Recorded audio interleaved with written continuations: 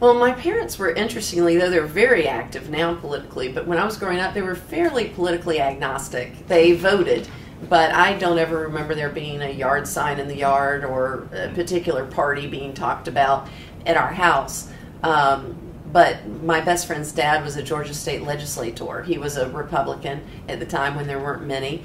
And so when most little girls were, you know, at sleepovers or Disney, watching Disney movies, we were at rallies and community events and town halls. And I just became to appreciate the importance of government, the importance of good leadership, of transparency, of access to your elected officials.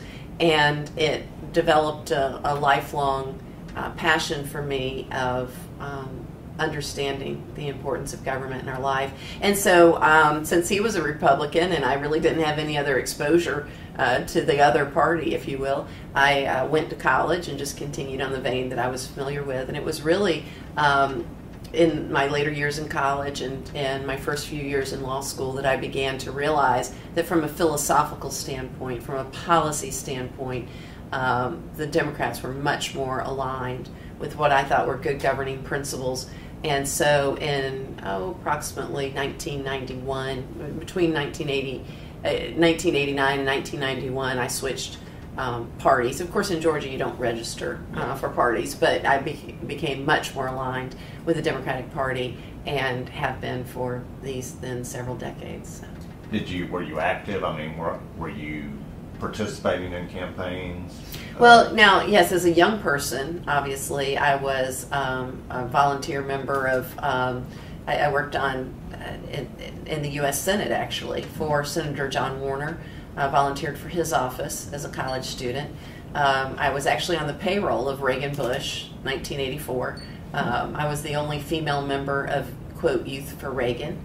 It was our job to go around with Bob Dole and Jack Kemp and make them look young and energetic.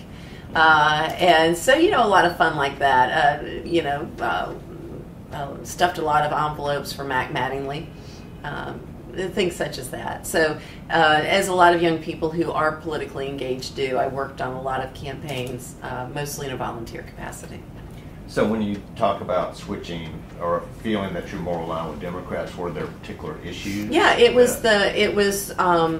sort of the rightward extremism that the Republican Party started to head down in the late 80s. It was particularly issues of tolerance that I had a real problem with. I've had a lifelong position of being intolerant or tolerant of intolerance. I just can't abide intolerance.